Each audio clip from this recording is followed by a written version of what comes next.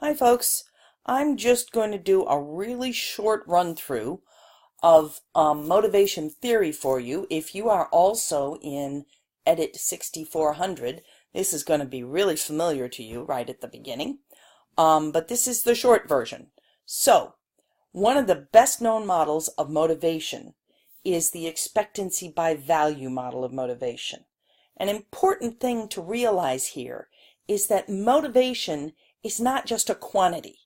People don't just have, like, some people are really motivated and other people are not really motivated, you know. It's all a very complicated interaction between different aspects of the person and the situation.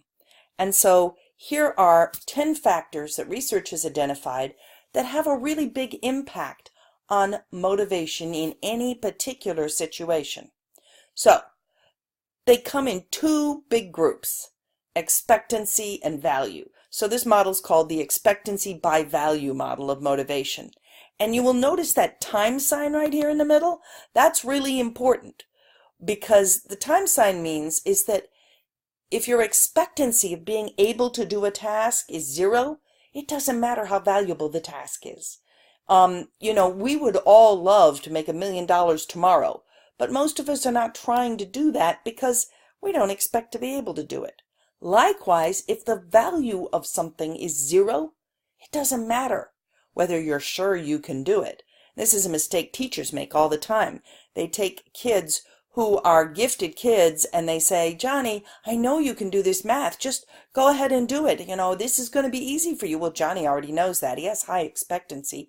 To him, though, there's no value in doing the homework. And that's why you're not motivating him, because you're working on the wrong piece. Anyway, let's look at 5 factors that influence our expectancy of being able to do something.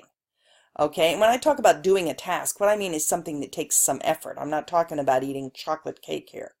Okay, so the big question, one of the 2 big questions is, do we think we're going to be able to do it? Do we expect to succeed? Things that influence that are our self-efficacy. Is this an area we're competent in? We all have areas we feel very competent in and areas we don't. And if we don't feel competent in an area, our expectancy of success goes down. Okay, so if you're dealing with a teacher, for example, who feels very tentative about her abilities in technology, her expectancy of success is going to be lower. You're going to have to work on that to motivate her to start using tech. Okay, view of ability, or what Carol Dweck now calls growth mindset. And I'm going to put in an optional her TED Talk on that. It's a great TED Talk. She talks extremely slowly, but it's called The Power of Yet, and you'll really like it. Just watch it at like 1.25 or something. Okay, so basically we're more motivated if we believe that our ability is going to grow with practice and effort. We're not very motivated if we think our ability is fixed. So when people say things like, well, there are just some people who are good at math and other people just don't have a math brain, that's very demotivating for people to try to learn math, okay? Locus of control is huge. We're a lot more motivated when we feel we have some control and choice over the situation. Support is huge. We're a lot more motivated if we think we're going to have some support. So think about the last time you tried to do something really difficult, okay? If there was somebody there, or you could get help online, or you could call a friend, you're likely to try. Say, okay, if I get stuck, I can always call somebody. But if you feel like you're just out there on your own, it's really easy to get discouraged and demotivated, isn't it? Time and resources. I know that as grad students, you know this one. If you feel like you don't have enough time or enough resources to do something, it's really demotivating, isn't it? Let's look at the other half of the equation. Expectancy by value. Value means, does succeeding at the task, does the task have any value for us? And there are lots of different kinds of values. Okay, intrinsic interest is the one we all love.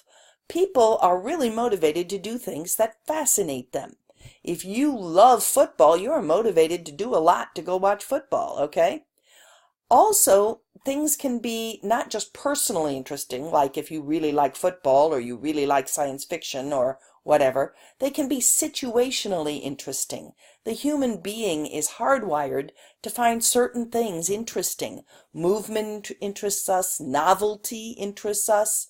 You know, all those cat pictures on the internet um, are capturing situational interest. Even people that aren't necessarily just like cat lovers will watch funny cat pictures because they're situationally interesting. So intrinsic interest can be aroused by personal or situational interest.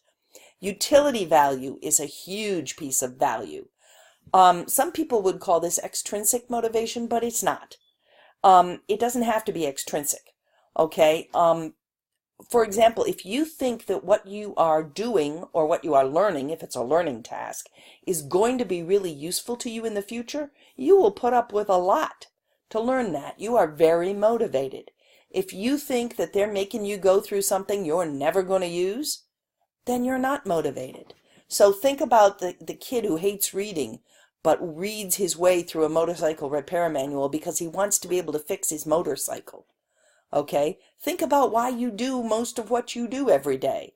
I mean, you know, we wash dishes and we wash clothes and we go to work, not necessarily because we have intrinsic interest in washing dishes or washing clothes or sometimes even going to work, but because it has utility value for us. We want clean dishes. We want clean clothes. We want the money we get from going to work.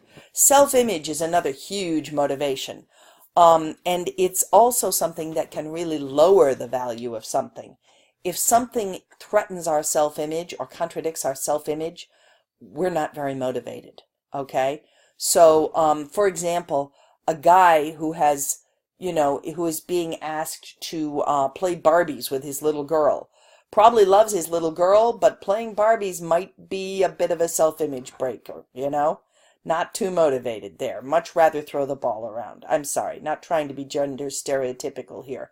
But whatever we think of as our own self-image is a real big piece of value. Relational value is the other piece, which is why that father just might play Barbies with his little girl, because we are really motivated to do things that are important or useful, see that typo, sorry about that, to people that we care about. And finally, whenever we're looking at motivation, we're balancing cost and risk. Okay, something has value for us, but if it threatens something that is more valuable, we're not motivated to do it. Or if it looks like it's going to have a big price. So, for example, if I have to study for a test and my choice is sitting around washing my hair, well, that studying for that test doesn't cost me much. But if my choice is going out with my significant other, well, then all of a sudden the cost of staying home and studying for that test got a lot higher. So I might not be motivated to do it. Okay? So that's basically 10 things that we know really impact motivation, and they interweave. Okay? So if you have low self-efficacy, which lowers your expectancy of success, then trying to do something really threatens your self-image. Because if you fail, you feel like a failure, okay? If you have a growth mindset about something, you believe that, well, you've got to work on it, you can expect to fail at the beginning, but eventually you'll get better at it, then our self-image can withstand failure, at the beginning at least. That's how video games survive. So you can kind of see how these things interact. Motivation's a lot more complicated. Now, another model that you're going to read about is a much simpler model, and I am introducing you to the more complex one here because this is really the state of the art in motivation research right now. But this model, the article you're going to read specifically addresses online motivation, and it's called the MUSIC model because it's got M-U-S-I-C, okay, it's easy to remember. And it talks about students in online learning are much more motivated if they feel empowered, which refers back to choices, locus of control, and autonomy. They're much more motivated if they feel that what they're learning is useful, which motivation theorists would call utility value. They are much more motivated if you give them a really good chance of success, especially right at the beginning, if they experience some success in the beginning. Well, that ties up with a whole lot of stuff. If you experience success in the beginning, you feel high self-efficacy. You think, hey, I'm not bad at this. I'm pretty good. You get a growth mindset. Hey, I'm getting better and better. A lot of times success comes from from being supported in what you learn, making sure people have enough time and resources. Success powerfully impacts our self-image. We feel good about ourselves, and we like doing things that make us feel good about ourselves. And it lowers the cost or risk if there's less risk of failure. So the opportunity for success is a huge piece of motivation for learning. Interest is the I in music, and again, that's typically considered to be intrinsic interest, and the article will point out both kinds. And caring, knowing that your instructor cares, has two elements to it. That means your instructor is there to support you, answer questions, whatever, but it's also relational value. If you develop a relationship with your instructor or the person who's guiding you through the learning, then you're more likely to do it. A lot of us will do stuff for other people. We'll say, well, you know, he's a good guy, so I'll do this. So that model is another way to look at it, specifically for online learning, but you can see how it traces back to those earlier things we were talking about. Okay, there's one more question to ask here, quickly, and that is, when we talk about engagement in online learning, your book brings up a very good question, and that is, engagement in what? And this is a classic mistake that teachers and educators and online people, online designers make. You know, they track the amount of time that the person was engaged, supposedly, in the online materials, but you don't know if they were really engaged. They could have been multitasking, like this guy over here. They could have been engaged in the materials, but not engaged in learning, but rather engaged, as your book points out, in doing busy work, in doing stuff that didn't help their learning. What we want is what your book calls cognitive engagement. We want people to be engaged in actually learning and thinking and developing ideas and developing new ways of doing stuff. So you have to always ask yourself, you know, I can design something that's going to engage people by putting cute cat videos in there, but that doesn't mean they were engaged in what I had in mind. Or maybe it does if I can kind of make it transfer. But you got to think about that, okay? And the second question your book doesn't bring up, but I will, is motivated to do what? We can motivate people, and we do this all the time with external rewards, but they're not motivated to learn. And there are two big different types of goal motivations that we talk about in motivation theory. One of them is a mastery or learning goal orientation. And when you have a mastery or learning goal orientation, you're focused on trying to learn, trying to master the task, trying to do whatever you're doing. Okay? So the person who's engaging with your online materials, really trying to learn this stuff, that's that mastery or learning goal orientation that you're wanting. The competing orientation that really gets people the most is a performance orientation, or sometimes it's called an ego orientation. People who are performance goal oriented are not trying to learn, they're trying to look like they're learning. And they're thinking about what somebody else is thinking about. Okay? So what happens then, that's the person you get who goes into the online learning and clicks through and checks everything off, but doesn't bother thinking about it. Because all they care about is at the end it says you successfully completed your online learning, so somebody else will check their box. Okay? That's performance orientation. Or if there's some kind of grading or something, they go through and they memorize everything, they take the quiz, and then they forget about it. And we've all done that in learning. Again, that's performance orientation. I'm after the grade, I'm after the approval, I'm after the checkoff, I'm after the salary bump, whatever that is, but I'm not really motivated to learn anything.